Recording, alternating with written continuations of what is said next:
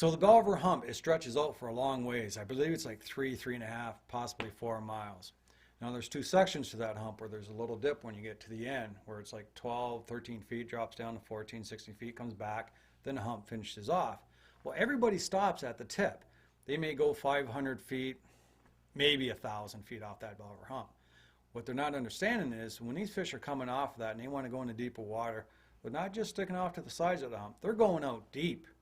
They're going 3-4 miles north of that Belle Hump, and a lot of people are missing a lot of big fish and a lot of number of fish.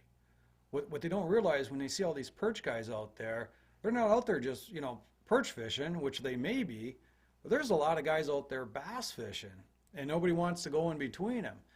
If I see a school of perch guys out there, trust me, I'm making a drift or two through these guys to find these bass. They're out there for a reason. They're following the minnows, the perch are. The bass are following the perch because they're eating that, and whatever bait is out there with them, they're going out. So definitely, you want to get out there past the Belle Hump, whether it be 1 mile, 2 miles, and 3 miles. There's some phenomenal grass spots out there. Strength and weakness is about the Belle Hump. I find it when the winds are a little bit different. If I'm getting a strong west wind or a strong east wind, I kind of struggle on that Belle Hump because I want to hit certain spots as I'm crossing it. You want to hit that rock pile, that weed pile, because to me it's a lot of wasted time just blowing back and forth. North or south wind, I'm loving it because you get to go all up on the sides, stay in your certain depth, you can control your boat a little bit better, and you get a long shot instead of 1,000 feet going across the top of that hump and you're done. So I'd rather prefer north or south.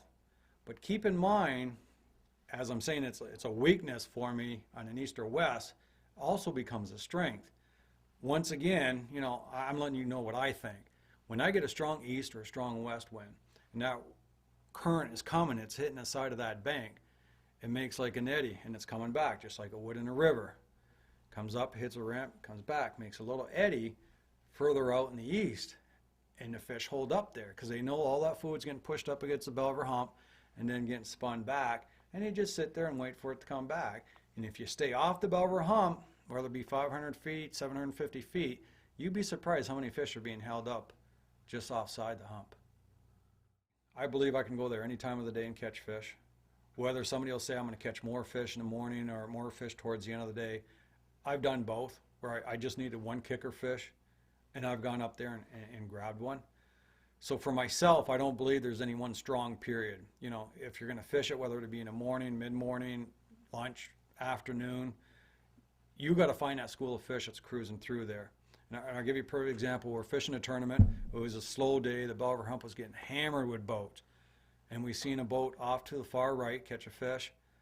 One past him catch a fish. And you know what I mean? You could tell the school was coming through. Well, I rushed my partner. We started the boat up, and we went to the end of the line and waited. And we got 3 good ones right off the bat. And everyone was like, why'd you leave? He said, why didn't you see the fish at school come through? And we just followed them. So you got to watch for things like that on the Belle Hump, because to me the Belle Hump is a place where not only are they coming to eat, but they're traveling. Where they're coming from Stony Point, shooting over the Belle Hump, going over top and keep heading west, or they're just going to follow all the way up north and come back. To me, it's a traveling area for these fish, not only food. My top bait, without a question, for the Belle Hump is the Great Lakes craw. And you're going to hear me say that many times today. That by far has been my most positive, my strongest, most fierce bait I've ever used is Great Lakes craw. And I drop shot it, I will not drop shot it.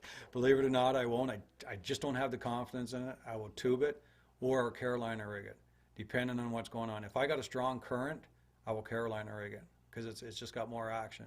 If it's kind of a dead, or actually, why I'm doing it with a tube, but I do because I want to feel everything that's going on with that bait. So Great Lakes craw for me is a definite on there. Some crankbaits towards the tips when you're hitting the rocks, absolutely. Bounce them off the rocks, get them down there, because there's a lot of fish hiding in those rocks. They'll pop up and grab it. But most of all, working a tube, whether you're snapping it, whether you're dragging it, or Carolina rig it. Tube for the Belle Hump for me.